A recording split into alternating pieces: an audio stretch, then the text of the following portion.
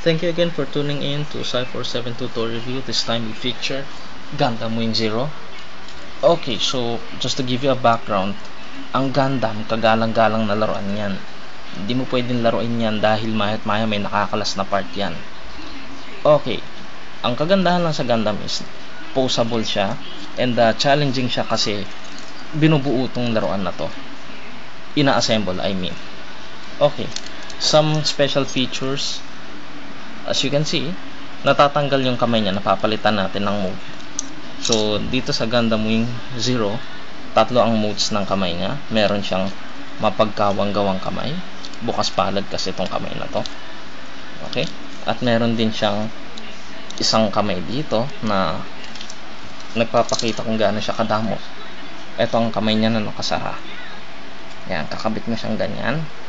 Napakasikip. Pambihirang laruan niya, no?